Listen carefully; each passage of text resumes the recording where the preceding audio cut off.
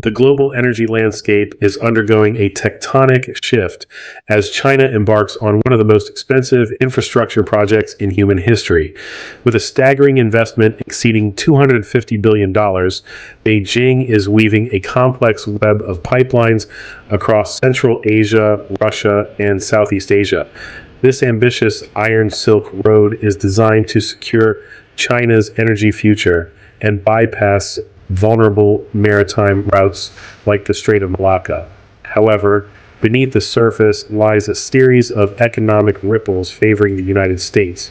For decades, Chinese strategists have been haunted by the Malacca Dilemma, where nearly 80% of their oil imports pass through a narrow choke point controlled by U.S.-aligned interests. To break this stranglehold, China is pouring hundreds of billions into land-based pipelines. Yet, this massive capital expenditure places an enormous debt burden on the Chinese economy. While China spends to escape a naval blockade, the U.S. remains the dominant force in the very financial systems that manage these massive global energy transactions. As the Iron Silk Road expands, the balance of power in global energy hangs in the balance, shaped by steel, oil, and the invisible hand of finance. A centerpiece of this $250 billion initiative is the Power of Siberia project, a massive pipeline partnership with Russia. By locking itself into decades-long contracts for Russian gas, China hopes to stabilize its industrial energy prices. However, these fixed-price agreements often lack the flexibility of the global liquefied natural gas (LNG) market. China's pipelines don't just stop in Russia, they carve through the heart of Central Asia, specifically Turkmenistan, Kazakhstan, and Uzbekistan. While China handles the heavy lifting of construction and financing, American energy giants and service companies often provide the high-end technology required for extraction and maintenance. This creates a peculiar dynamic where Chinese taxpayers fund the infrastructure, but American technological standards and corporations reap significant profits from the high-margin technical side of the energy supply chain. Building $250 billion worth of pipelines is not just an engineering challenge. It is a financial gamble of epic proportions. As the Chinese economy slows and shifts toward renewables, these pipelines risk becoming stranded assets, massive investments that never pay for themselves. In contrast, the United States has focused on a decentralized, private sector-led energy boom. American LNG is now a critical tool of diplomacy, offering European and Asian nations an alternative to pipelines controlled by authoritarian regimes. While China spends $250 billion to secure specific geographic routes, the U.S. is building a global, virtual pipeline of tankers. This flexibility allows the U.S. to profit from the very demand China is creating in Asia. One of the most significant ways America benefits from China's infrastructure spending is through technological gatekeeping. The specialized valves, advanced sensors, and sophisticated software required to manage these networks are often patented by American firms. Even when China builds the physical pipe, they frequently rely on Western technology for the brain of the system. China's pipeline strategy is built on the hope of long-term stability in volatile regions. Protecting these assets requires China to project power far beyond its borders, increasing its military spending and diplomatic headaches. The United States, meanwhile, benefits from being the offshore balancer, maintaining influence through naval presence and alliances. Essentially, China is building the world's largest energy highway, but they are paying American companies to provide the GPS and the engine components. When China increases its supply of land-based gas through its $250 billion network, it inadvertently lowers the global demand for seaborne oil and gas. This creates a surplus in the global market, which helps keep energy prices stable for American consumers and businesses. By diversifying the world's energy supply, China is actually subsidizing global energy security. China's shift toward natural gas via pipelines is part of its plan to move away from coal. While this is an eternal Chinese policy, it aligns with global climate goals that the US promotes. Furthermore, as China creates a massive market for gas-fired power, it opens doors for American renewable energy companies to sell balancing technologies. The more China invests in gas infrastructure, the more it needs the smart grid solutions, where US firms like GE and Tesla lead. China is building the transition bridge, but America is providing the blueprint and the high-tech materials for the green future. Despite China's massive physical infrastructure, the financial architecture of energy remains firmly rooted in the American dollar. Most of the long-term contracts for these $250 billion pipelines are settled in USD. As China increases its energy throughput, it increases global demand for US dollars. America benefits from this exorbitant privilege, as the expansion of Chinese energy networks actually reinforces the dollar's status as the world's primary reserve currency. While China locks into rigid, multi-decade contracts, the United States has the most flexible energy sector in history, able to turn production on or off in months. This makes America the world's swing producer. China's massive investment creates a market, but America's agility allows it to capture the most profitable fluctuations within it. A pipeline is a static, vulnerable target stretching across thousands of miles of often hostile territory. To protect its $250 billion investment, China must spend billions more on private security, satellite monitoring, and diplomatic bribes to local warlords. In contrast, the United States secures its energy interests through naval freedom of navigation, a cost already integrated into its existing military budget. While China is bogged down defending a fixed line in the sand, the U.S. maintains a mobile shield on the high seas. This allows America to project power globally, while China is forced to focus its resources on narrow, vulnerable corridors. The China-Myanmar pipeline is a critical piece of the $250 billion puzzle designed to bypass the South China Sea. However, Myanmar's internal instability makes this a high-risk gamble. For the United States, this situation provides significant diplomatic leverage. By engaging with regional partners and monitoring the stability of Southeast Asia, the U.S. can indirectly influence the off switch of China's energy security. America doesn't need to own the pipe to benefit.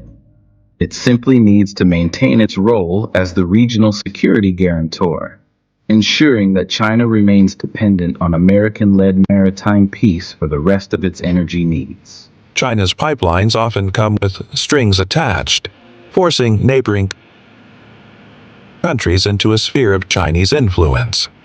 Nations like Japan, South Korea, and even Vietnam are increasingly wary of being tied to a Chinese-controlled energy grid.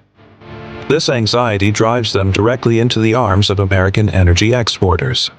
American LNG is seen as freedom gas, energy that comes without political demands. As China builds its land-based empire, it is inadvertently creating a massive, loyal customer base for American energy products in the Asia-Pacific. Many countries hosting China's pipelines are struggling to repay massive loans. If they default, the Chinese banking system faces a systemic crisis.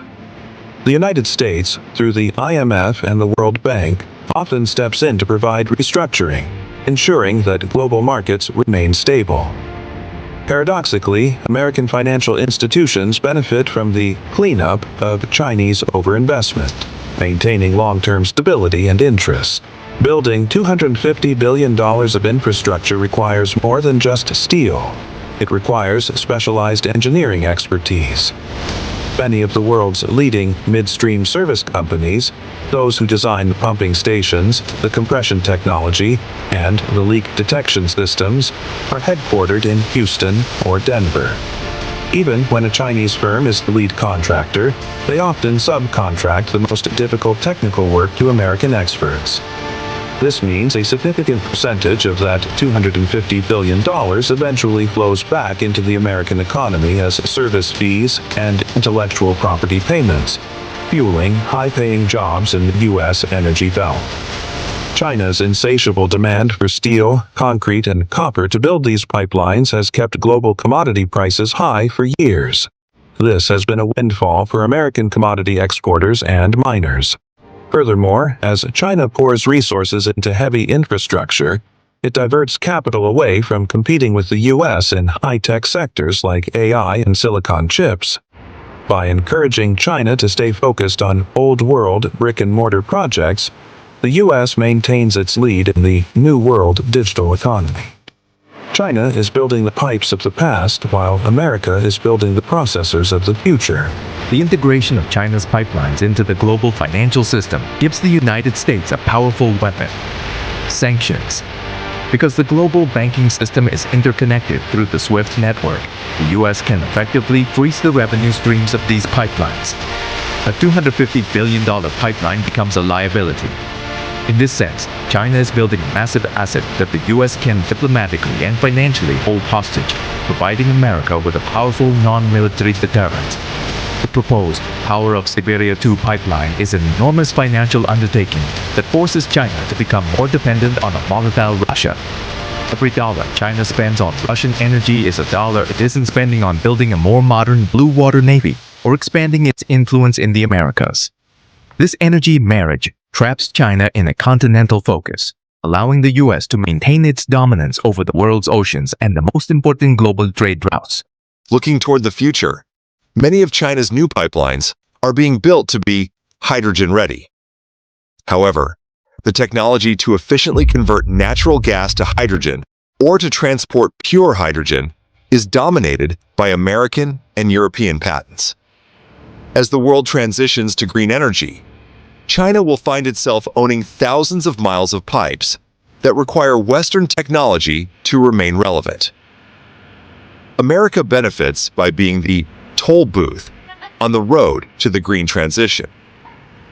China provides the hardware, but American innovation provides the software and the specialized membranes needed to make the system work in a carbon-neutral world.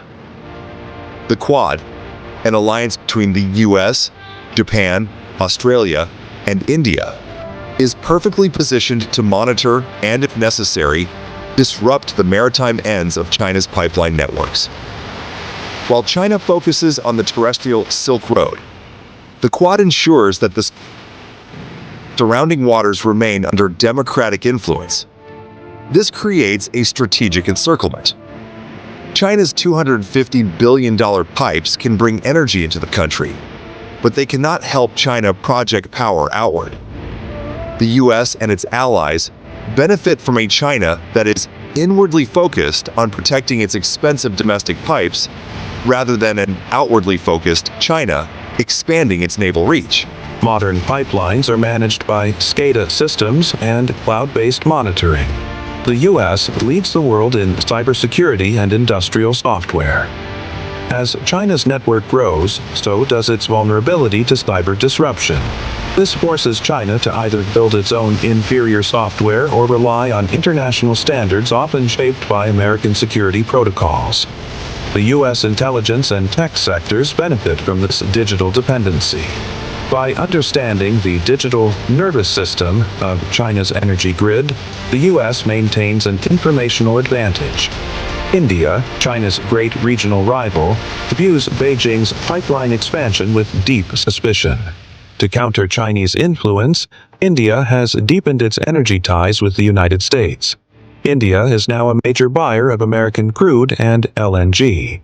This shift strengthens the U.S.-India strategic partnership, creating a massive counterweight to China in South Asia.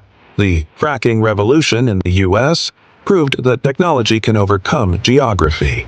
While China has to build 5,000-mile pipes to reach energy, America can simply drill in its own backyard.